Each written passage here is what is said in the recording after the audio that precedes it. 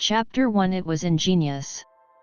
Even the caretaker of the Time Fortress had to admit it. The 11 oval ships glided over the electrical clouds, which revolved around the gaping black wormhole.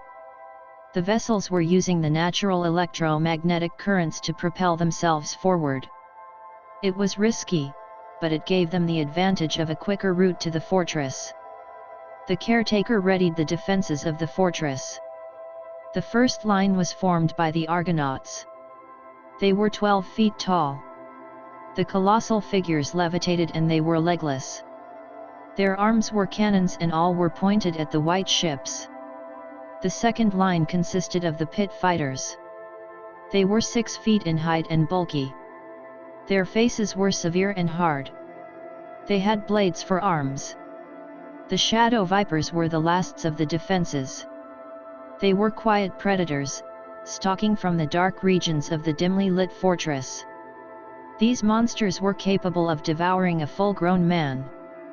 The Argonauts fired their cannons at will and it was like the sound of thunder rolling along the sky.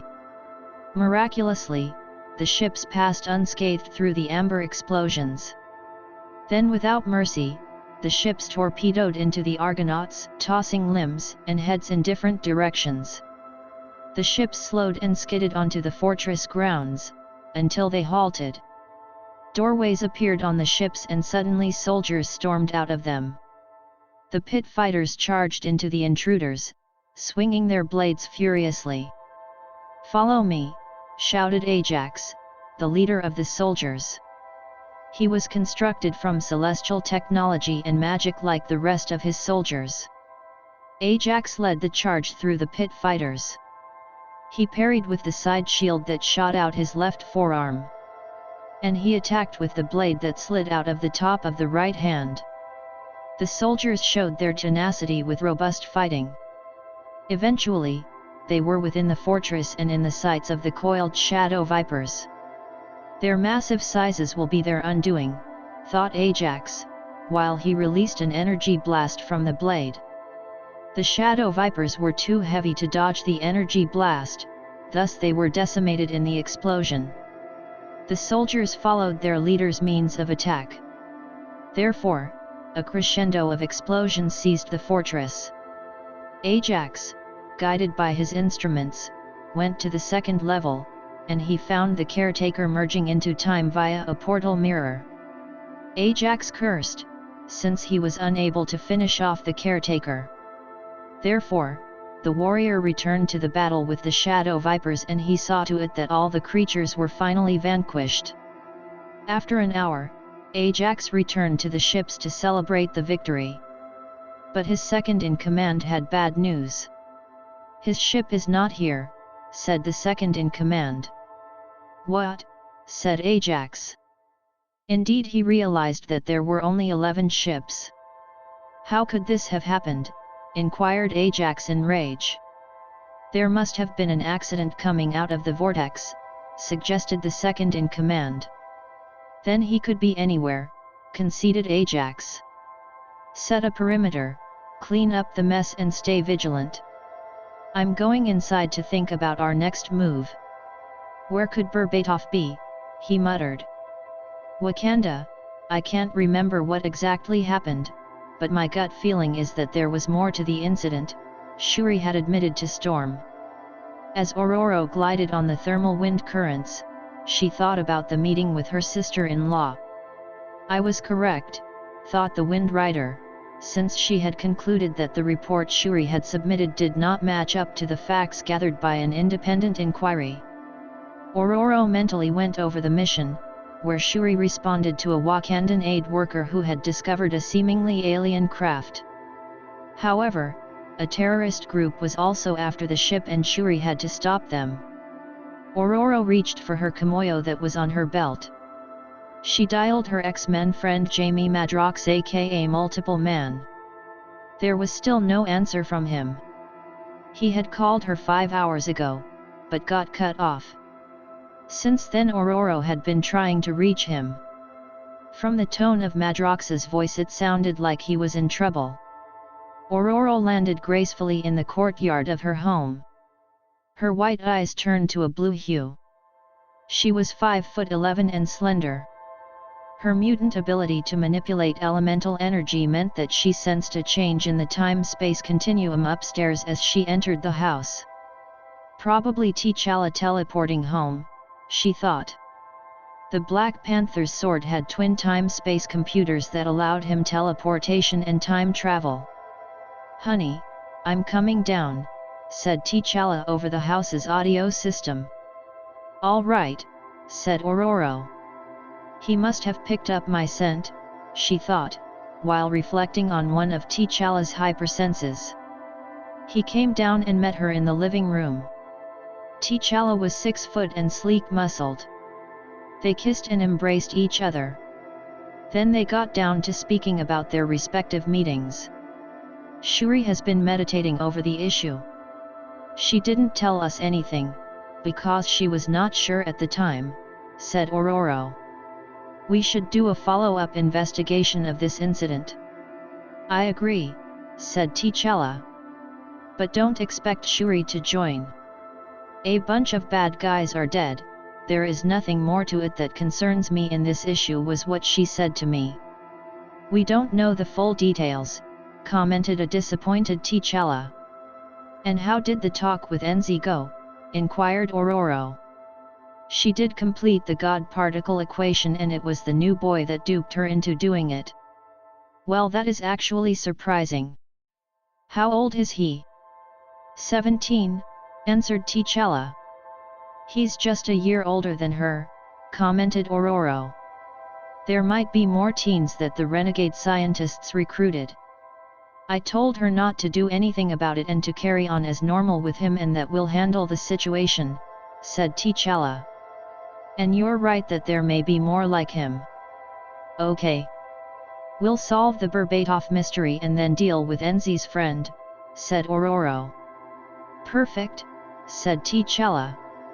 Afterwards the couple suited up in their respective battle uniforms and they headed in a mini-jet to Kenjin, a country that was rebuilding itself after a decade-long civil war. Chapter 2 Kenjin, Africa. The Berbatov vessel rested inside a military barracks. The Kenjin president Mabasa accompanied T'Challa and Ororo to the site. The vessel was oval and white. The name Berbatov was written on the right side. The Black Panther and Storm walked around the 12-feet-tall ship. Both of them remembered that the vessel had mysteriously appeared in a village that Wakanda had adopted. Sadly, the radiation from the ship killed several of the villagers and Wakandan aid workers. Ororo began using an aspect of her mutant abilities. She viewed the environment on an elemental level, which revealed bioelectrical and currents to her. Soon she discovered a pattern on the surface of the ship. "I've found something," she said, as she touched the ship. "What is it?" asked T'Challa, and he went to her side. "An electrical combination that acts like a lock," she said and squinted. "I can manipulate it. And there is a little bit of magical energy." T'Challa looked on as square impressions emerged on the area Ororo touched. Eventually the squares fell away and left a doorway. "Seems we are having better luck than Shuri did," remarked Ororo. "Indeed," said T'Challa. The light was at a medium level inside of the ship. The couple entered and began searching for more clues. There was a single item in the ship. It was apparently a control panel that faced the left side of the ship. There was no seat. The control panel had 2 display monitors and both showed factional lines. "They are algorithms," stated T'Challa. "What are they for?" asked Ororo. T'Challa examined the algorithms in detail and he came to a conclusion. "They are coordinates," he said. "But there is a problem. Factional lines go 1 until infinite, but this had a cut-off point. Right here." He touched a blue square on the screen. Suddenly the doorway was sealed in the blink of an eye and the ship powered up. "T'Challa," said Ororo, then the vessel disappeared. The Time Fortress. 3 seconds later the vessel arrived on the south side of a fortress.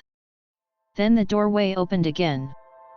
Storm and the Black Panther exited and they found themselves standing before a bleak metal fortress. "Where are we?" T'Challa asked his sword, while he demagnetized it from his back.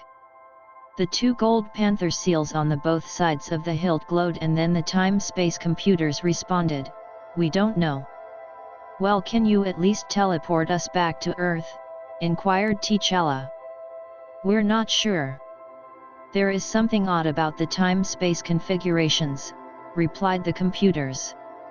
"T'Challa, look," said Ororo, and she pointed to another part of the surroundings.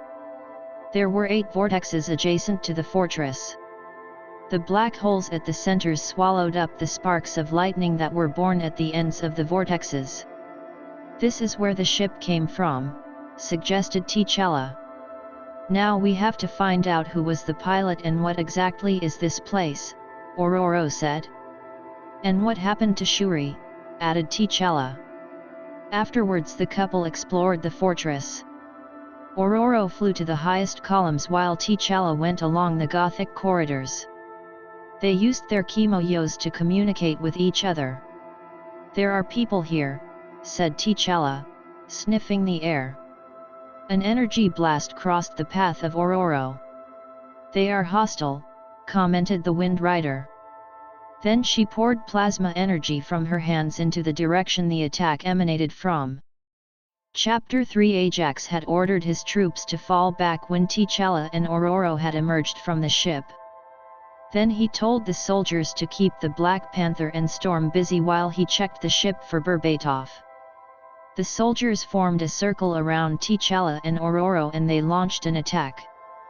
Meanwhile, Ajax slipped to the ship and he opened it, but he found nothing. "Where is he?" pondered a livid Ajax.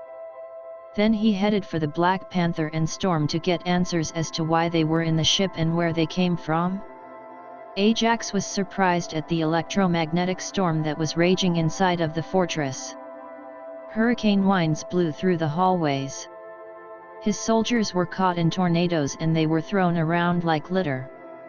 "How is this possible?" thought Ajax. "I must put a stop to it before the fortress is destroyed." Ajax activated the magical aspect of his body and he became intangible. Therefore, he raced through the atmospheric onslaught created by Ororo and entered the fortress. To his horror he found his second-in-command completely frozen in ice.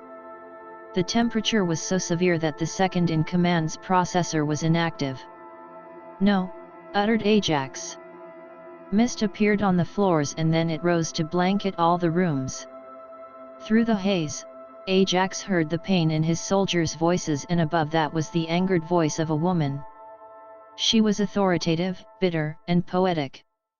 "The woman is the cause of all of this," thought Ajax, and he sprinted to where the voice was located. T'Challa intercepted him on the 3rd floor. At first Ajax was unsure of what had happened. He was slipping through the walls when T'Challa's sword slashed him across the left arm and he had felt. "But I'm intangible," he protested inwardly. Ajax stopped and scanned the area with his instruments. They found nothing. The electromagnetic storm added to the inability of the instruments to detect the Black Panther. If Ajax had the presence of mind, he would have looked above him, because that was where T'Challa was. Thus for a moment, Ajax was totally at the mercy of the Black Panther, who had stuck his left-hand claws in the ceiling. He held the sword across his chest. Eventually, wisdom told Ajax to look up. T'Challa had anticipated it and he pushed downward, slicing off Ajax's right arm. And then the Black Panther severed Ajax's left leg with an attractive swing of the sword. Ajax collapsed and he reverted to a tangible mode. In the confusion he lost of sight of T'Challa. "Where are you?" he muttered. "Close," said T'Challa in a low voice, but he remained unseen. "Who are you? What is this place? Who are you?" implored Ajax as he searched for his limbs. "You'll get your body parts back when you answer my questions," stated T'Challa. "Why should I trust your word? Because you have no other choice, said T'Challa. All right. I'm Ajax. I'm here on a mercy mission to restore the builder of this fortress to his rightful place. Really? And where is this builder? I don't know. But you came in his ship. We thought it had been lost in the time vortexes, replied Ajax. What was his name? Inquired T'Challa. Berbatov. At that point, T'Challa slid the arm and leg to Ajax. Fix yourself up, he said. By the way, how is it that you got around my intangibility? Probed Ajax. I can't tell you all of my secrets, said a staunch T'Challa, and he added. Hurry up.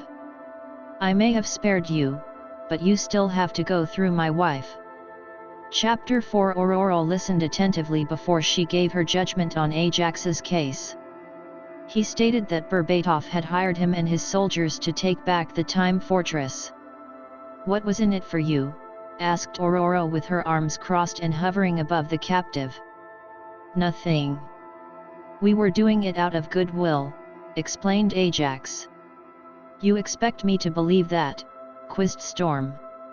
What you believe is no concern to me, but I speak the truth. Now release my soldiers from your ice prisons, said a proud Ajax. I will not release them, until this issue is settled, said an adamant Aurora. Meanwhile, T'Challa was leaning against the Berbatov ship with his arms folded. He made eye contact with Storm to show that he agreed with her statement. Then Aurora continued her interrogation of Ajax. What exactly are you? Probed Aurora. I was created for wars.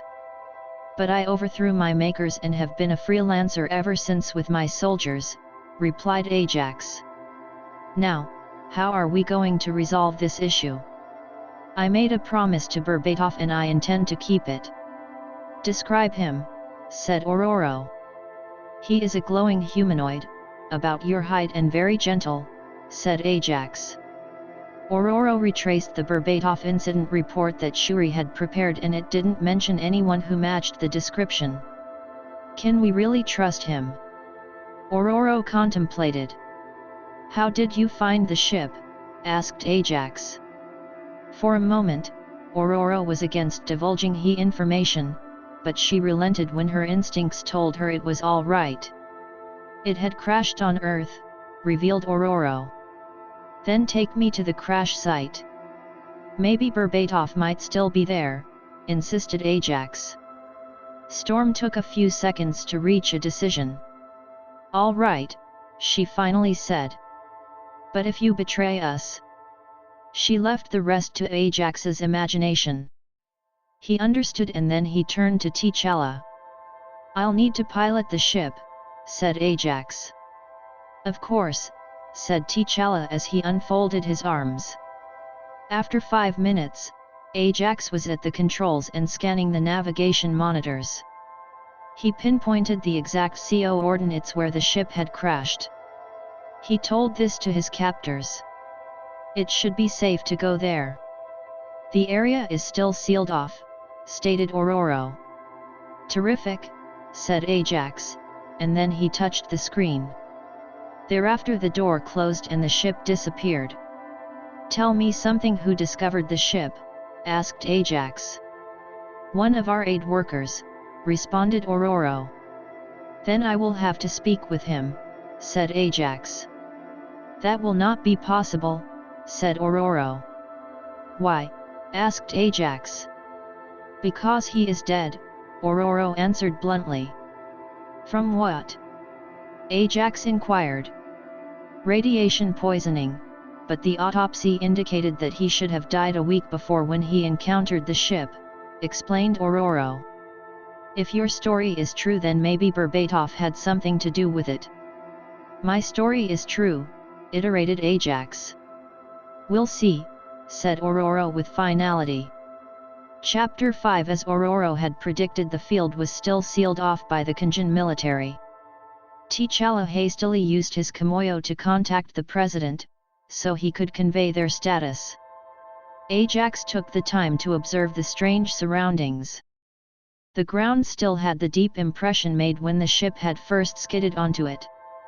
There were ashy trees lying around. Black patches were scattered about the land. "What happened next?" asked Ajax. "A disruptive group called Advance Ideas Mechanics tried to take the ship," answered Ororo. "We believe that they were interested in the technology." "And you stopped this?" "Was Berbatov in the ship?" inquired Ajax. "We didn't find him," said Ororo. "But you must have seen something when you came here," stressed Ajax. "Actually someone else handled this mission," stated Ororo. "So I should be speaking with that person," said Ajax. "She is on another mission right now. We will not be able to reach her until it is finished," said Ororo. Then an idea came to Storm. "Considering that Berbatov would have used considerable electromagnetic powers to build the fortress, then he will have a unique biomagnetic signal." "Meaning what?" asked Ajax. "That I can locate him using that signature," said Ororo. "How long will that take?" "I'm not sure," said Ororo. T'Challa completed his conversation with the president. Ororo explained her plan to him. "Will you need anything to assist?" asked T'Challa. "Just a quiet environment. I'll use the mountain range." "They are not far from here," said Ororo. "We'll stay put and Ajax here can tell me all about his meeting with Berbatov," said T'Challa. Chapter 6 South China Sea. The Chinook helicopter arrived on the supertanker. The tandem rotor blades slowly died down. Then the doors opened and 6 creatures emerged. They reported to the commander of the A.I.M cell. He was a genetically enhanced man. His hair was black and his eyes was like an eagle seeing farther than most. He didn't raise his voice very often to the ex-Special Forces guards who were his crew. He introduced himself as Cromwell. "Your mission is to protect this boat's cargo, who you shall eventually meet. You will be greatly compensated for this endeavor," he said. "Now then, any questions?" The creatures remained silent. "All right, time to see what you're putting your life on the line for," said Cromwell. He led them to the laboratory that was within the ship. There he showed them Berbatov. The captive was attached to a parasite that drained his mind of information. The parasite then transmitted the information to the waiting scientists' computers. Cromwell also pointed out the Hydra terrorist cell, which also worked on the project. Additionally, Cromwell introduced the 7 superhuman guards that worked for Hydra. Hydra had been brought in at the last minute in the quest for the ship when Shuri was proving too difficult for Cromwell's forces. Afterwards, Cromwell was given a report that stated that although Berbatov was dying, they were extracting data at a rapid rate. "Terrific," said Cromwell. It was also Cromwell who had erased Shuri's memory of Berbatov's capture when the creature had left the body of her friend, the aid worker. 5 hours later, a meditating Ororo tapped into the magnetic structure of the Earth and scanned it for the level of electromagnetic activity she had felt inside the ship and in the fortress. Eventually, she located the fading presence of Berbatov. Finally, she thought as she was a bit fatigued. She called T'Challa via the Kimoyo and he teleported with Ajax immediately to her location, which was a mountain peak. "I found him, but we don't have time to plan a course of action because his life is fading quickly," said Ororo. "Then let's get to it," said T'Challa. Ororo gave the CO ordinates to the sword and the weapon transported them to the supertanker. Chapter 7 The 3 appeared on the main deck of the supertanker. "Berbatov is on the 2nd level," stated Storm.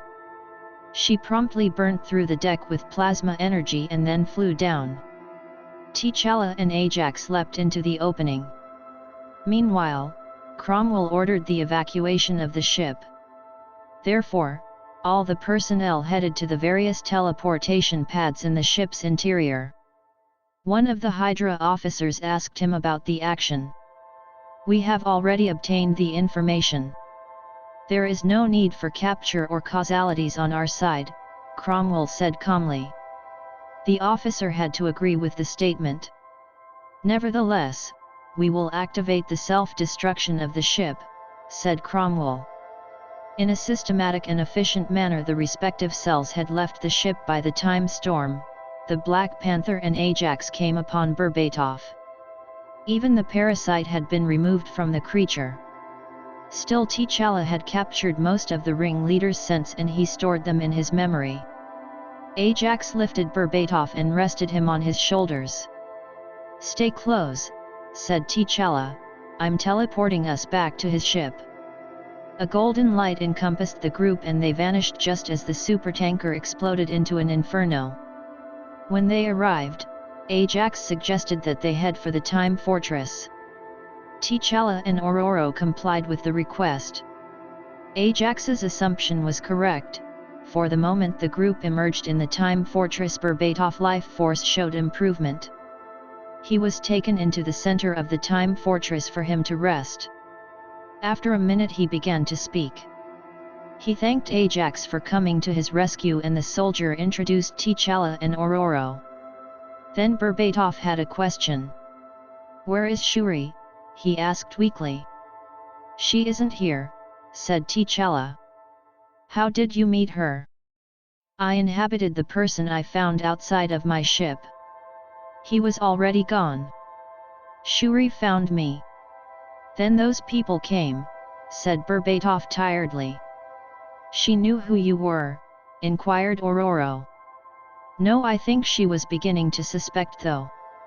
But I had to reveal myself when the people pursuing the ship overwhelmed us. They did something to her. I had to surrender to prevent them from ending her life. Foolishly, I believed that I had the matter in hand until they placed that thing on me and I became powerless," related Berbatov. T'Challa was angered by the news that someone messed with his sister's mind. "We will find them," he thought. Then he noticed the various time portal mirrors that floated around the room. "Can you look through the portals at that moment in time to see who captured you?" asked T'Challa, returning his focus on the creature. "Unfortunately, I can't view myself in the time streams," said a disappointed Berbatov. "Then how about Shuri?" suggested Storm. "I can try," said Berbatov with some strength in his voice. He concentrated and that caused a portal mirror to float towards the group. The portal mirror showed Shuri alone with Cromwell and Hydra agents. They were discussing whether to spare her life or not. In the end, Cromwell decided to leave her and Berbatov's ship. His rationale was that Shuri's death would draw T'Challa and Ororo. But if she lived and had the ship, then it would seem that her mission was successful. The Hydra agents then agreed. T'Challa used his Kimoyo to take pictures of Cromwell and his associates. He asked for Cromwell's present location and it was provided. "We have to go now," he said. "What about my soldiers?" "I need them to protect the fortress," said Ajax to Ororo. "I'm freeing them now," said the Wind Rider, and her pupils turned to a hot white glow. Subsequently the frozen soldiers were freed from their prisons because of a heat wave that passed through the fortress. "You can take the ship as payment for your troubles," said Ajax. "The technology is yours." "Very well," said Storm. "If you ever need anything, feel free to ask." "We will," said Berbatov wholeheartedly. "And tell Shuri thank you on my behalf." "Consider it done," said T'Challa. Thereafter, T'Challa and Ororo departed from the fortress. Chapter 8 Naples, Italy. Ororo could sense that T'Challa was taking the mission personally. She felt the same way too. Shuri and her had a good relationship and understood each other. Thus, taking down Cromwell had become emotionally charged and Ororo wondered whether it would affect her professionalism. "We should take him alive," she whispered to T'Challa, as they were lying on their stomachs while observing Cromwell's well-guarded citadel. "I agree, but in my heart I want to kill him," admitted T'Challa in a whisper. He removed his hand from the thick brush that had allowed him to view the citadel. "I'll stop you if it comes to that," said Ororo plainly. "I'll try not to reach that point," he said, and then gently brushed a curl of Ororo's white hair from her face. Then they kissed. "I love you," they said to each other. Afterwards they commenced their offensive, which was based on stealth to avoid Cromwell using teleportation to escape. Ororo had ascertained that most of the equipment in the citadel was protected from electromagnetic pulses. Hence, if she created one, it would not be effective.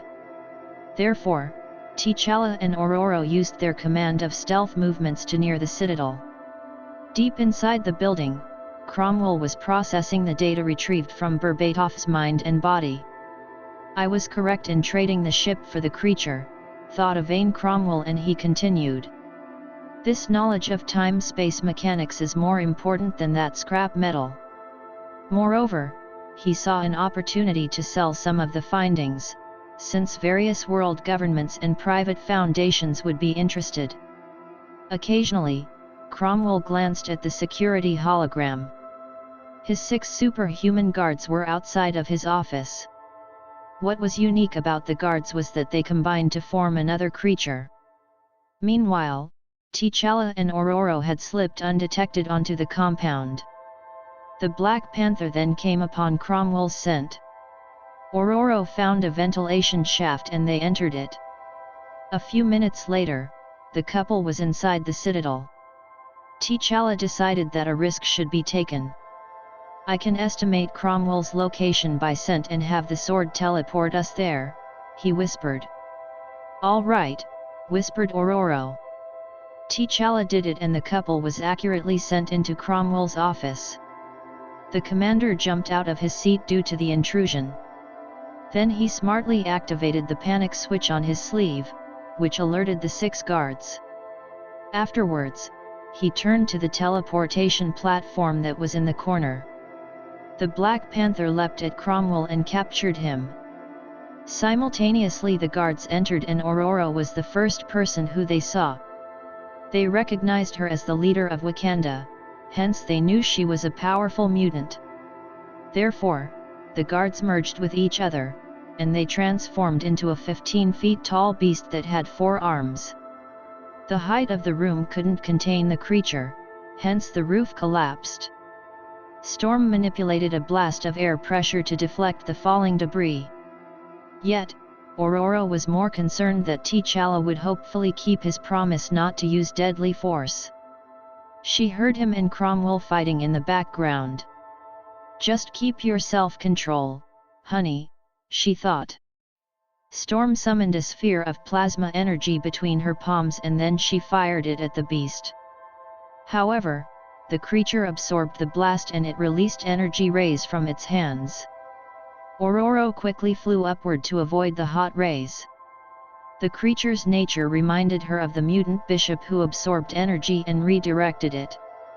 "That eliminates my lightning attack," thought Ororo. "But this beast still needs to breathe." The Wind Rider concentrated and she manipulated the air out of the creature's lungs. The rapid expulsion of air caused the beast to become disoriented. Eventually the 6 creatures broke off from each other. Ororo then froze them. Meanwhile, T'Challa and Cromwell had crashed through the right wall and were in another room. The Black Panther thought that he had the upper hand, until Cromwell shot a bright light from his eyes. It blinded T'Challa.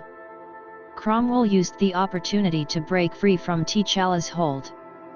He headbutted T'Challa and lashed an elbow into the opponent's jaw. Then Cromwell generated a light blade from his right hand and he stabbed it into T'Challa's side. The memory of his encounter with Shuri came back at that moment. The Hydra soldiers and superhumans had subdued her, and she was knocked unconscious. After they decided on what to do with her, Cromwell used his control over light waves and via the eyes damaged Shuri's temporary memory. Therefore, 7 minutes of her memory were shaved off. Hence she forgot even seeing Berbatov emerge. They left a few unaware soldiers for when she awoke, and as predicated she killed them in her escape. "I will not be as merciful to you as I was to your sister," Cromwell gloated. Something in T'Challa snapped when he heard those words. Ignoring the sharp pain and using superhuman strength, he hoisted Cromwell vertically above his shoulder, with the man's head facing downward. Then the Black Panther fell backwards to complete the suplex. He heard multiple cracks from Cromwell's body when it landed forcefully on the floor.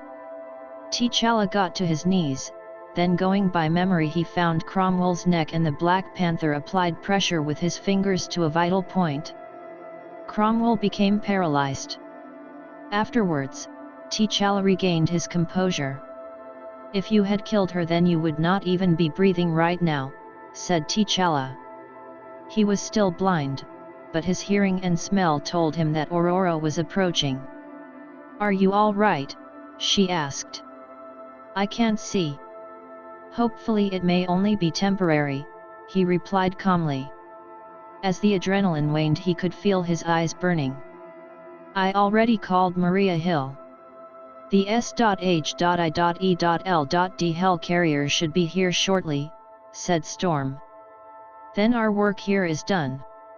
We'll deliver this one directly to Hill," said T'Challa, tapping his boot against Cromwell. A moment later, the rest of the guards forced their way into the office area. They merely saw the flash of a golden light in the back room. A second later, the heavy engines of the Hell carrier could be heard. On the outside, dozens of S.H.I.E.L.D. troopers stormed the Citadel. Chapter 9. That is so sad and weird at the same time, Shuri confessed. "Don't get me wrong, I'm grateful to him for saving my life, still the fact he was in another person's body." Shuri was in her early 20s. She had chestnut brown eyes and a medium haircut. "How do you feel about him?" asked Aurora. Shuri rested her hand on the banister and thought about the question. "Now that I know what happened, I only feel indifferent towards him." "And before?" probed Aurora. "I considered him a friend." "The reason I'm asking is he seemed fond of you," said Aurora. At that point, Shuri understood why Aurora came to her house. Storm didn't want T'Challa to hear their conversation. The three of them had gone over the Berbatov incident a day ago. As the only girl in the family and growing up under a sometimes overbearing mother, Shuri had kept her personal life to herself. As royalty and an in-training Black Panther, she had to be careful whom she brought into her inner circle. Now here, Aurora was offering a chance to speak plainly about something deeply personal to her. It was a testing of their level of friendship. In a way, Shuri was glad that Aurora recognized that she was in a lonely circumstance. Shuri scratched her eyebrow and then she opened up about how she truly felt about Berbatov to an attentive Aurora. Eventually the conversation went on for 3 hours. In the end, Shuri trusted Aurora as a confidant. Storm enjoyed the talk because it reminded her of conversations with her best friend, the mutant Jean Grey from the X-Men.